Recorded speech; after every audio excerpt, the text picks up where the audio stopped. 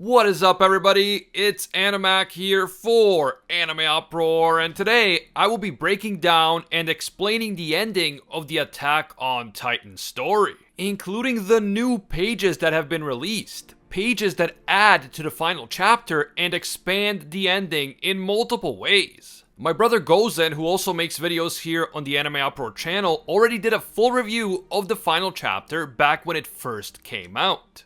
But I also wanted to give my thoughts on the controversial Attack on Titan ending. And these new pages, which essentially create a new expanded ending, present the perfect opportunity to do just that. So, in this video, I will explain the ending of this iconic series. I will address the various criticisms of the ending, and I will give my own personal opinion on the ending and on the series as a whole now that we finally know how it ends. If you enjoyed the Attack on Titan content here on the channel and you want us to keep it going, just leave a like and comment. It's a quick and easy way to support the channel. And of course, if you're new to the channel, or maybe you watch our videos but you haven't subscribed yet, do me a favor and make this the video that you subscribe and hit that notification bell to turn on all notifications. A big thank you to all of our AnimeUproar patrons. Your support really makes long videos like this possible. I'll talk more about Patreon at the end of the video, but first, please be advised that we are of course covering the Attack on Titan ending, so spoilers are incoming. Proceed with caution.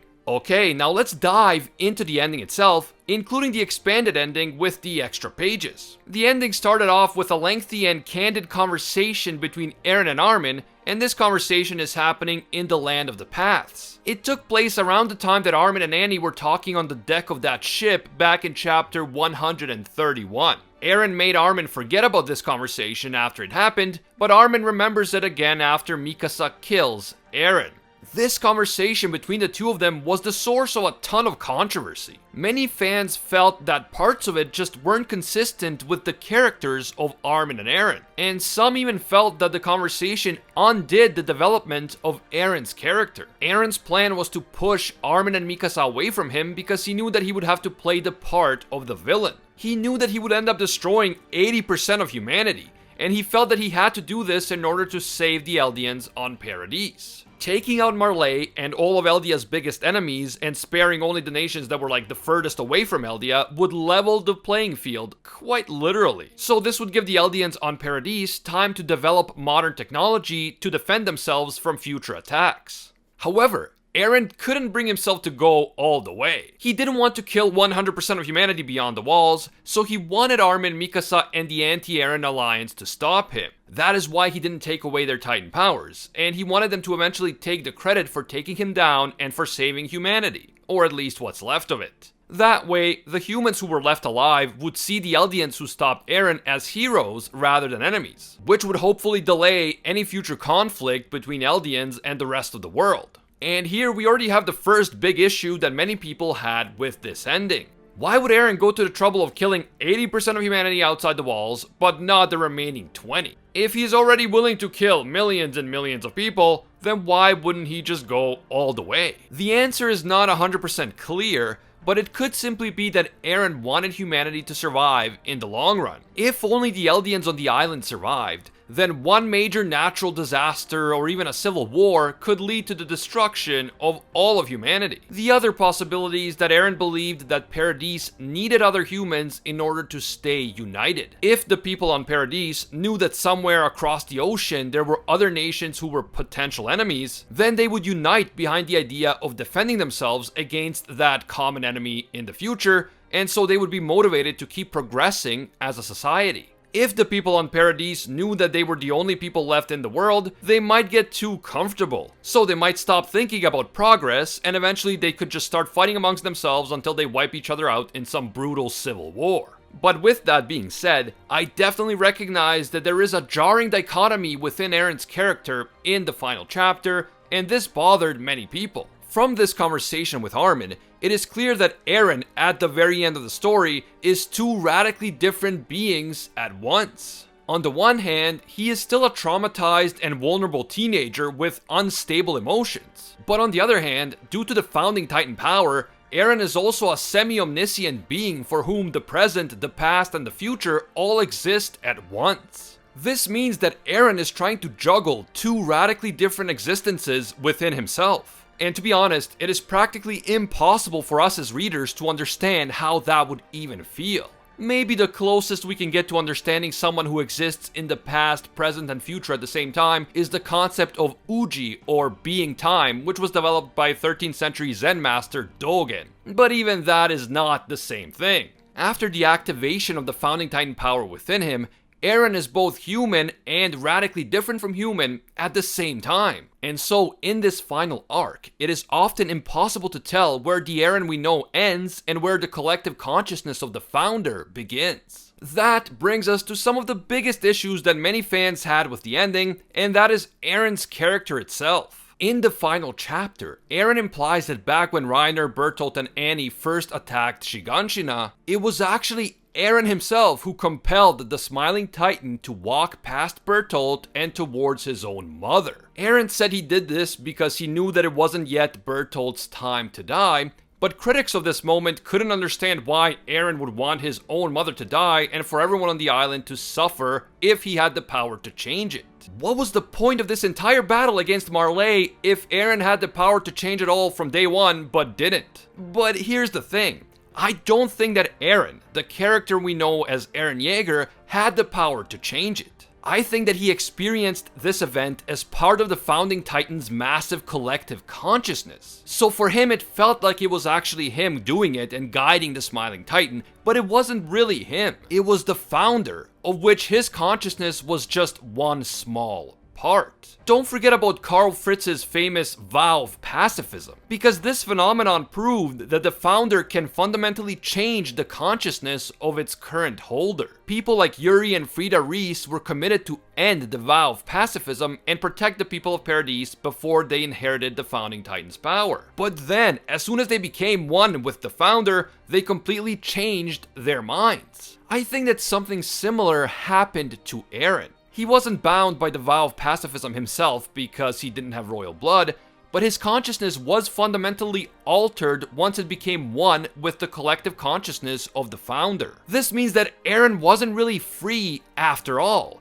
As much as he claimed to be pursuing freedom, in the end he was still dependent on and perhaps even subordinate to the founder. I'm not saying that he had no will of his own, but this will was just one of many wills within the founder, and in the end, it seemed that Ymir Fritz was the one who called the shots. When we saw Mikasa kill Eren in order to stop the rumbling, despite the fact that Eren was the man that she loved, Ymir stopped the rumbling and apparently removed the Titan powers. Now, I know that many fans don't like this implication that Eren was not really free. They wanted him to achieve his lifelong goal of attaining true freedom for himself and for his friends. But the question of are we free is not a simple one, and it's hard to say how much of what we do is our own free will, and how much of it depends on things like our upbringing, our specific cultural and social context, and even fate itself, if fate is something that you believe in. The other problem that many fans found with Eren's character was the fact that at one point in the final chapter, Eren seems to revert to a childish state. When Armin asks him if he would be okay with Mikasa moving on and finding someone else, Eren says that no, he can't stand the idea of her being with another man. Eren also says that he doesn't want to die, he just wants to be happy with Mikasa and his friends. But as much as he would love to do that, he can't just hide away and pretend that most of the world isn't preparing to destroy the island of Paradise. So in the end, Eren decided to initiate the rumbling, not because he's some alpha mega Chad, but because he believed that it was the only way to save his friends and the woman he loves. And this really pissed some people off. So you're telling me Eren is cool with destroying most of the world and killing millions of people, but he's upset because Mikasa might end up with another guy. I've heard so many people argue that this moment destroyed all of Eren's character progression and made him revert into that edgy overdramatic teen that he was earlier in the story. But I have to say that I disagree with this interpretation. It might be hard to understand that one person can be both a nearly omniscient being and a vulnerable teenager at the same time, but that is exactly what Eren is. Don't forget that at the end of the Attack on Titan story, Eren is only 19 years old. He's still just a teenager, and on top of that, he is a teenager who had an incredibly difficult and traumatic life. Combine that with the fact that his consciousness ended up melding with the incomprehensible collective consciousness of the founder, and are we really expecting Eren to be an emotionally stable person? Are we really expecting him to suddenly forget all of his trauma and immaturity and become the greatest Chad in all of anime? That would have been far less faithful to his character than the reveal that back when he was having a private conversation with his best friend, Eren had a moment of weakness in which he said that he wanted Mikasa to just be with him and no one else. Eren even asked Armin not to tell Mikasa about this because ultimately he did want her to move on and be happy. He just wasn't thrilled about the idea of her being with another man. And I mean, who can blame him? He's still just an emotionally immature teenager. And if you've ever been a teenager yourself and you had a big crush on someone, you probably went through many immature and melodramatic feelings and thoughts at that time. Because let's be real, that's just how most teenagers are. I don't think that this moment takes away from Eren's character progression at all. In fact, I think that it shows us that he is still human, at least some part of him still is, even after he became the founding Titan. Now let's talk about Mikasa and Ymir, because the connection between them ended up being an extremely important aspect of the ending, and another major point of criticism. Eren reveals that the real reason why Ymir Fritz was so loyal to the Fritz royal family for thousands of years is because she actually loved King Fritz. Even though he was a cruel and horrible human being, and even though he was literally her abuser, she loved him and the family that they had together. So that is why she chose to sacrifice her own life to save him, and why she continued to obey the Fritz royal family even from beyond the grave. At the same time, Ymir's love had enslaved her, and she wanted someone to free her from the world of the paths. That someone who would eventually free her turned out to be Mikasa, because even though Mikasa truly loved Eren, she was willing to kill the love of her life for the sake of others, for the greater good. After she saw Mikasa making this heartbreaking choice, Ymir decided to follow in her footsteps, and she chose freedom over her love for King Fritz. The extra pages revealed that Ymir had been peeking inside of Mikasa's mind throughout her life, which implies that Ymir's intrusions into Mikasa's mind through the paths is what caused Mikasa's headaches. Before this extra page was added, the question of why Mikasa had those headaches was still unanswered, but now we finally seem to have an answer. Speaking to the vestige of Ymir after the death of Eren, Mikasa acknowledges that Ymir's love for King Fritz must have felt like a never-ending nightmare. At the same time, that relationship, as tragic as it was, produced Ymir's 3 daughters, who became the ancestors of the modern Eldians. Without them, Mikasa and everyone else on Paradise probably never could have existed. Ymir then briefly envisions a different past, a past in which she allowed King Fritz to be assassinated and lived on with her 3 daughters. This is definitely how things should have been, and I wish that this had really happened, but unfortunately Ymir sacrificed herself to save King Fritz. And then he went on to force her daughters to consume her remains and carry on the power of the Titans throughout the generations. As Mikasa says goodbye forever to Ymir and Ymir's vestige evaporates, the very next image that we see is of Historia's daughter. I don't know if this is supposed to be a hint that Ymir may have been reincarnated into Historia's daughter, or if it's just supposed to be symbolic. But I could totally see Historia naming her daughter Ymir in honor of her fallen comrade from the 104th Training Corps.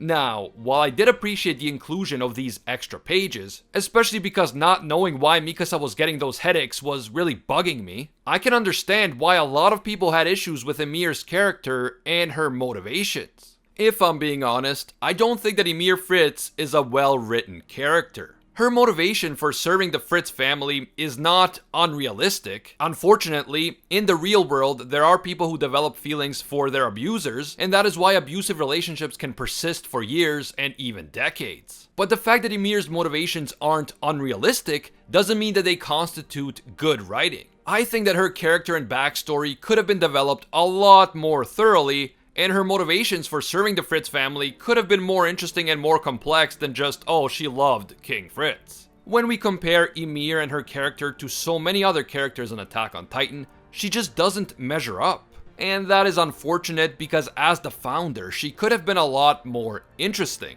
This is just my opinion though. I do understand where the criticism of her motivations is coming from, and I tend to agree with it. Another criticism that I absolutely agree with is the claim that the ending was rushed. The final chapter felt extremely rushed. So much stuff was crammed into one single chapter, and there wasn't nearly enough time for Isayama to properly expound on all of these events. Even with the extra pages, chapter 139 still feels rushed, and this is painfully evident during the conversation between Armin and Eren. Many critics of the final chapter said that during his conversation with Eren, Armin acted in a way that is inconsistent with his character. Namely, instead of arguing more aggressively about the rumbling, and instead of becoming enraged when Eren refused to stop it, Armin just kind of accepts it and even thanks Eren for becoming a mass murderer for the sake of his friends. Armin also seems to get more upset at Eren over his treatment of Mikasa than he does at his decision to murder millions of people. I totally see where this criticism is coming from, and I think that the extremely rushed dialogue between Eren and Armin is the cause of the problem. More time should have been spent on Armin trying to come to terms with the reality of the rumbling, and trying to accept the fact that even though the rumbling is horrifying, it is the only way to save Paradise from total annihilation. I also think that more time should have been spent on explaining how the collective consciousness of the founding Titan works. And more emphasis should have been placed on the fact that Eren is now two beings at once, a human and the collective consciousness of the founder. For Eren, who experiences the past, present, and future at the same time, the rumbling was inevitable, something that had to happen. But for Armin, who is just human, this is not the case. Armin cannot see the future like Eren, so in his mind, so many other alternative solutions could have been implemented. Solutions that don't kill off 80% of the world's population. More focus should have been placed on this conflict between Armin's perspective as a normal human being and Eren's perspective as a semi-omniscient collective consciousness. After Armin remembers his conversation with Eren, he takes the credit for killing Eren in order to take that burden away from Mikasa. Eren had told Armin that he can still journey beyond the walls and save humanity, and Armin ends up doing that as a sort of diplomat. As the hero who killed the evil Eren, Armin tries to foster good relations between Paradise and the rest of the world in the aftermath of the rumbling. But that's where the next major criticism comes in. Knowing what we know now, especially after those extra pages were added at the end, what was the point of all of this? When in the end, war inevitably broke out again and Paradise was still destroyed. After the rumbling ends and Eren is killed, Titan powers apparently disappear, and in the final chapter, it is implied that this could be confirmed through blood testing.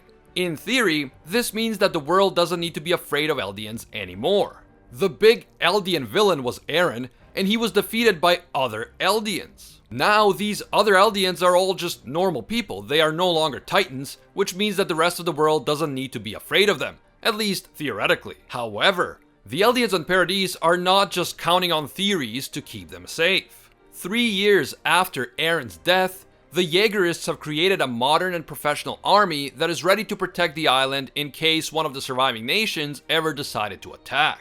At the same time, the heroes who took down Eren became ambassadors for peace, and they are trying to preserve the peace among the surviving nations through diplomacy. So, Paradise is using both military deterrence and diplomatic relations in order to protect themselves and preserve the peace, which is in essence what nations do in our own world. They try to have good diplomatic relations with other countries, but at the same time they also try to have the strongest military possible in order to protect themselves if diplomacy fails.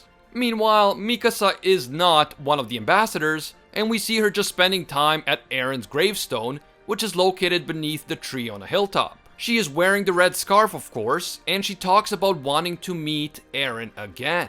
Then, as the scarf begins to slip off her neck, a random seagull appears and puts the scarf back on before flying away. Looking at the bird, Mikasa says, "Thank you for wrapping this scarf around me, Eren," and this is where the original chapter 139 ends, before the extra pages are added. Naturally, the bird thing created a lot of controversy. Is this bird supposed to be the literal reincarnation of Eren? Or is it supposed to be Eren somehow using the bird to reach out to Mikasa from beyond the grave by using what's left of the paths? Or was this just a massive symbolic coincidence? I was not a big fan of this scene because it is a bit too on the nose for my liking. The scene seems to be implying that the bird is somehow Eren himself, and without more context or an explanation of how reincarnation would even work in this world, it just seems jarring. So no, I was not a big fan of the bird thing, but now we need to talk about the new ending, because this is where things really get spicy. We quickly move multiple years into the future, and we see an older Mikasa with what is presumably her child and her husband visiting Eren's grave and placing roses on it. Mikasa's husband's face is not shown, but from behind he looks a lot like Jean, and so people are assuming that it is in fact Jean. Then even more time passes, and we see that Mikasa is an old woman now. She appears to have had multiple children and grandchildren, and it is important to note that the tree looks considerably bigger now than it did in the previous scene. And also, if we take a look at the tree's surroundings, a sprawling city has been built all around it. When we first saw this tree, there is nothing but nature anywhere close to it. The town was off in the distance, but now the town has transformed into a city and expanded all the way up to the tree and beyond. This tells us that Paradis succeeded in modernizing and industrializing, and so they must have caught up to the rest of the world in terms of industry and technology. Sometime after that, we see that Mikasa has died of old age, and she was buried with the red scarf Eren gave her. Some people assume that she was actually buried right next to Eren, but that is not necessarily the case. We don't see where exactly she was buried, but it could have been anywhere.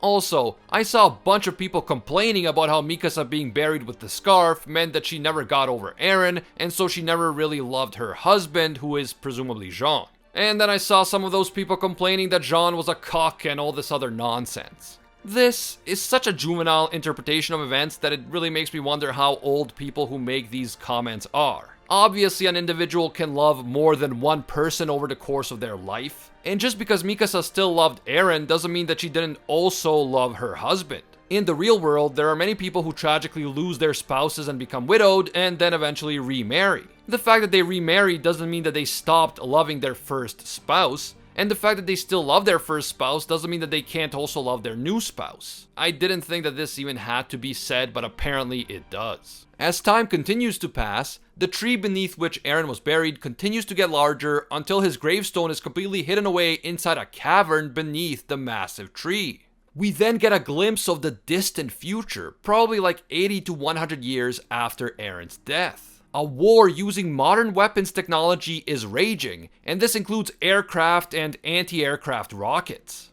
The military technology we see here is equivalent to the tech that exists in our own modern world. We see high-rise buildings being bombed into oblivion by jets, and then we see a post-apocalyptic aftermath. The booming civilization that had developed over the past 100 years now lies in ruins. But Eren's tree continues to grow, and now it is absolutely massive. It is just as massive as that tree that Ymir Fritz had stumbled upon 2,000 years ago. This indicates that many more years must have passed since that devastating modern war took place. A child with dark hair and a dog are seen walking through this post-apocalyptic world, and the story ends as the child and the dog come upon Eren's gigantic tree.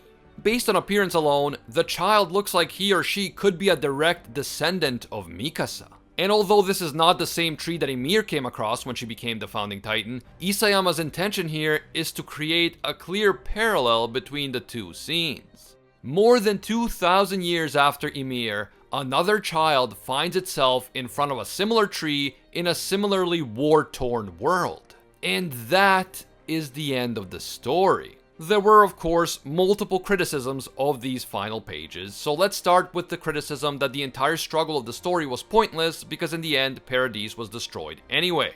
I do not agree with this criticism because the message of Attack on Titan was always clear.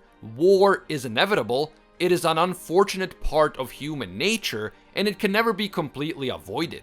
Attack on Titan does not buy into the progressive view of history, which suggests that history is a steady progression towards a better future, and which implies that world peace will one day be possible. Attack on Titan ascribes to the cyclical view of history, which suggests that history keeps repeating itself because no matter how much time passes, human nature remains the same. Human nature itself drives people towards conflict, so while methods of waging war may change and the circumstances surrounding conflict may change, conflict itself remains a constant. And yet, conflict is not the only constant. The other constant is that somehow, someway, humans will find a way to survive. Just as the ancient Marleyans survived the Eldian Empire, and just as the Eldian minority survived Marleyan oppression, and just as 20% of the world survived the Rumbling, some humans managed to survive that apocalyptic modern war that we witnessed in the final pages. The fact that a child is alive after so many years means that after the war, some people survived, including the child's parents, grandparents, and so on, all the way back to the war itself. Humans are resilient, and they are likely developing a new civilization on the ashes of the old one as we speak. Now, you might personally reject Isayama's view of history. You might think that history really is progressing towards a better tomorrow and towards world peace. But this ending is absolutely consistent with the overarching message of Attack on Titan up to this point. Eren didn't succeed in saving Paradise for all of eternity. He managed to save his friends, he managed to prevent the impending destruction of Paradise by the Marleyan allied armada, and he gave the islanders time to develop and catch up to the rest of the world. But after that, human nature was bound to kick in once again. It was only a matter of time, and it seems that it took about 100 years before war erupted once again. I actually liked this addition to the story, and I felt that it meshed perfectly with the rest of Attack on Titan. This story was never some idealistic shonen story where in the end the good guys win and world peace is achieved. And any ending where the world is at peace forever was never going to happen. Some think that Eren destroying the entire world instead of sparing that last 20% would have changed things, but I wouldn't be so sure. Even if the only people who survived were the islanders on Paradise, internal conflict is still a thing, civil war is still a thing, and so on. Even before the Marleyans attacked Paradise, they still had internal strife, conflict, and oppression within the walls themselves. And even if Eren had wiped out everyone beyond the island, some type of conflict was still likely to happen. In fact, for all we know, that final apocalyptic war could have been some form of civil war between rival factions on Paradise. Finally, I want to talk about all the rumors about a potential sequel, which stems from the fact that this child from the future stumbled upon the same type of tree as Ymir did 2,000 years earlier. As the theory goes, Eren's head, which lies beneath that tree, has become a new spine-like creature. And once this child enters the cavern beneath the tree, Eren's new centipede thingy will attach itself to the child, just like that other one did to Ymir, and Titan powers will return to the world as this child becomes the next founding Titan. This is intriguing, although I don't think that an actual sequel is likely. That said, I do think that Isayama wanted us to think about this possibility, and so he left the ultimate outcome of this final scene open for interpretation. I mean, the similarities between the two trees could just be symbolic, but if they are, then why did both Ymir's tree and Eren's tree grow to be so freaking big as compared to all the other trees around them? Is this just a special breed of tree? Or did it become like this because the spine-like creature itself is influencing the tree's development? Honestly, this is a fascinating question, and even though I don't believe that there will be a sequel, I really like the open-ended nature of this final scene. It is both disturbing and intriguing at the same time, and it is highly thought-provoking, so I definitely approve. So, after covering all of that, what do I really think of the ending? I thought that it was okay at best. The original ending was probably like a 6.5 out of 10 in my book, and the additional pages actually bumped it up for me to like a 7. That said, the overall Attack on Titan story is easily a 9.5 out of 10 for me, and I think that it remains a masterpiece and one of the best fictional portrayals of the cruel reality of war. If it had been up to me, I would have done the ending differently. It was definitely rushed, some important questions were never answered, like why was Eren able to manipulate Mikasa's memories at all when previous founders could not affect the memories of the Ackerman clan? And in general, I think that the final character arcs of people like Armin and Levi could have been handled a lot better. But if you put me on a spot and asked me how exactly I would have ended the story in a better way, I wouldn't know what to tell you. That is the ugly truth about the Attack on Titan ending. After over a decade of anticipation, and after all of the hype surrounding Eren's transformation and the rumbling, it was impossible for Isayama to come up with an ending that would satisfy everyone. No matter what kind of ending it was, millions of fans would likely hate it. A happy ending would have been criticized as not fitting with the overall themes of Attack on Titan. A very bleak ending would have left millions asking what was even the point of the entire story, and so on. In the end, I did not love the ending, but I didn't hate it, and I don't think that it takes away from the greatness of the story itself. My all-time favorite anime is Gurren Lagann, but I was not a fan of what happens with the main character at the very end of the story. Still, the story itself was incredible, and the same goes for Attack on Titan. I have to say that I was very disappointed with some Attack on Titan fans, and even some Attack on Titan content creators. Many of them just jumped on the ending hate train without taking the time to actually think the whole ending through. Many of them falsely claimed that the ending made the entire series bad, and they even started criticizing Isayama personally and saying that he was always a terrible writer. This is absolutely ridiculous, and while you have every right to dislike the ending, attacking the author after he spent over a decade bringing this story to life for your entertainment is ridiculous. Isayama gave us an amazing story, a heartbreaking portrayal of the cruel reality of war. And in the end, he faced a very difficult challenge when it came to ending this long-running series in a satisfying way. You may feel that he failed with the ending, and that's okay. He's human, and humans make mistakes. But turning on the entire series and on the author personally because you didn't like the ending is just petty and wrong. Thank you, Isayama, for the epic story that you gave us. And thank you to all of you who watched and continue to watch our Attack on Titan videos here on the AnimeUproar YouTube channel. More Attack on Titan videos are coming soon, especially once the final episodes of the anime arrive, so definitely subscribe and turn on all notifications so you don't miss them. You can also hit me up on Twitter and Instagram at AnimeUproar. A big thank you to all of our AnimeUproar patrons for making videos like this one possible. Special thank you to Alpha Sigma and Red-Haired Raven. These guys are absolute mad lads and disciples of Lord Twigo himself. And I can't forget all of our The One tier patrons, the ones who rise above all other clans, including Ingrata, Pate Hefa, Aljatal, Dr. Cortman, The Toasted Chi, Rai Carlo, Slickback, Emperor Otaku, Spidey Life Tunnel, Tungsten Tarkus, Baked Buddhist, and Cody Hebert. Finally, thank you also to our Pro Hero tier patrons, including the one and only Gilgamesh, Angel Cruz, Anatoly Kazatsky, Cricket XP, Very Gucci, Alicia Octer, Bonnie Parks, Hinokami and Water, Ted No Ted, iSparky65, Joanne Garcia, Fatboy Games, Metal Mama, Corey McGowan, Deadly Saint, Soul Ray Slice and Dice, and Pillow. If you enjoy our videos and you feel that they provide value to you, consider supporting us on Patreon. Even a single dollar will give you access to our Patreon exclusive Discord, and your name will appear in our videos along with these amazing people. As always, thank you guys so much for watching, and until next time, see ya, Space Cowboys.